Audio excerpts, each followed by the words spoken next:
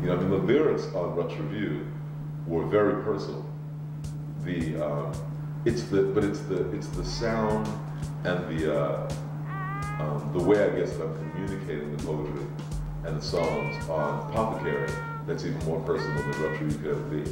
So, you know, the lyrics sort of have their, you know, they have their merit because they are not, I didn't want to sing songs that was like, I wanted the songs to have a we effect. But even when I was in some of it, I realized that, you know, it was still incredibly personal, you know, and even with, especially with musicians that I admire and knew and asked to play the music of those songs, you know, Mark Anthony Thompson playing on Protean Character, and the way that he made this language track, and then he played all the instruments himself. It was kind of incredible. So it became like really personal to me. Or writing the violin cello parts on Fanon, just naming it Fanon, you know, having a conversation, which is all that song is in a way. It's like having a conversation with friends Fanon and just asking him to repeat what he said all over again because, you know, there's definitely those moments of disbelief, you know, and incredulity that we all experience, and that was really personal. Actually, kind of exposing fear in music, you know. So that it was for you, you know. I wasn't making it for a bunch of guys in suits and a necktie.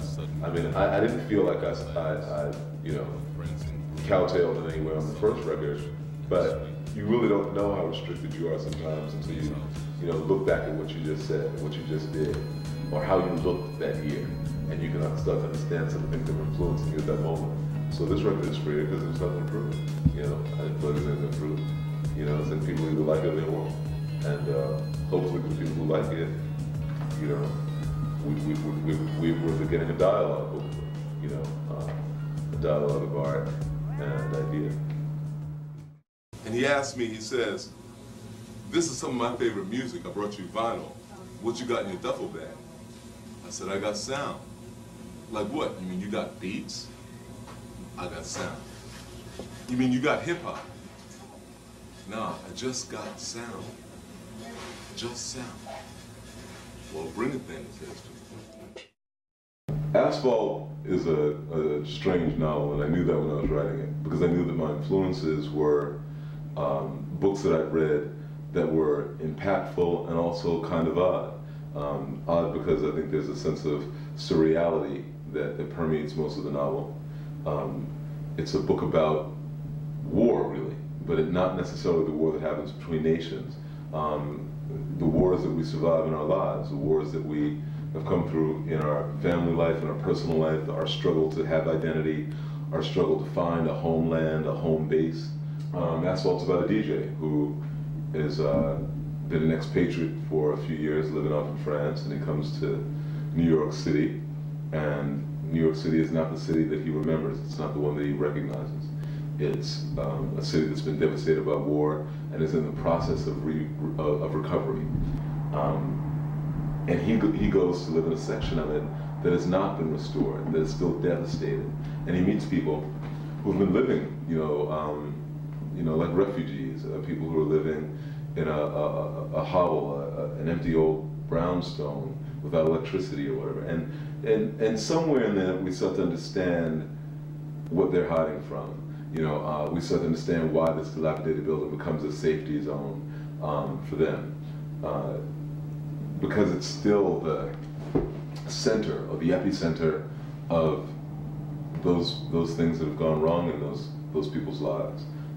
It's like holding on to memory. We find a place that we think is safe, and it's not as safe as it could be. So it's like that state of being between being well and not well that these people are inhabiting.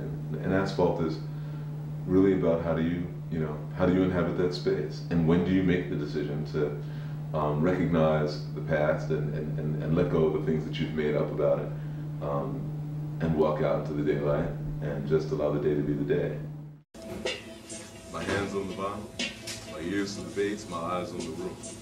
Rakim, Memphis, Bleak, Arvo Park, Common's resurrection, what they want to hear, not as they know it, not in the same body, speaking the same language as before. I'm bringing sound.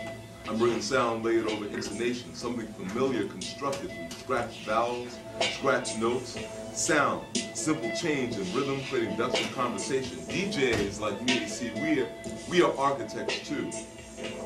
We're architects. We build rooms for people to walk around in, rooms inside of rooms, walls colliding into walls.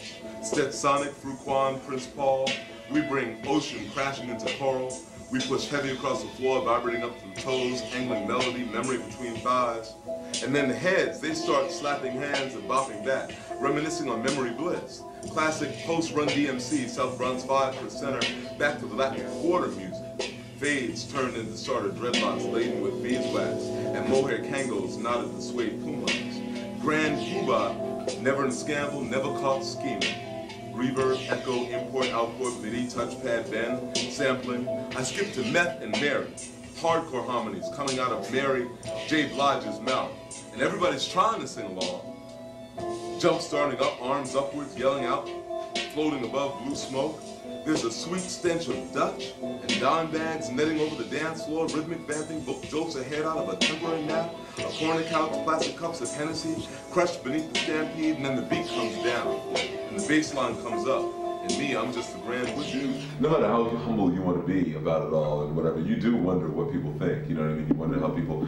Basically, I mean, my overall read is that it's an eclectic group that kind of digs or recognizes, a better word, what I'm trying to do, what I'm saying. You know, and they don't just recognize it because I'm doing it like I'm the only one. I mean, they recognize it because, you know, they're of that opinion, or they're of that modality, or they're of that aesthetic, and it's okay. You know, I think that a lot of people who, you know, may come in contact with me or have come in contact with my work the first time and just didn't get it. You know, I think some people shortchange themselves because they're only being given a certain kind of book to read or a certain kind of music to hear. So they shortchange themselves by not being ready for anything else other than that. And that's a problem. It's a huge problem. Not just for me. I mean, and not necessarily for me. It's a problem for us. You know, it's a collective problem, period. You know, again, I think it's about, you know, just people being who they are, and there's a, you know, there are layers and levels to all of who we are. You know, and if people want to, they'll peel the skins back. You know, take a look, like it or not. In our souls, we just spin, and we morph over Paul Van Dyke and Mary J. Blige, and Massive Attack, and Nirvana. We push it beyond its limits. I go to air, then I bring in a sweet-ass Jackie Matu solo.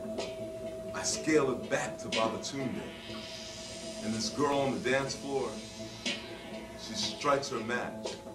She nods her head beneath a halo. And somebody says, yeah, that's what I'm talking about.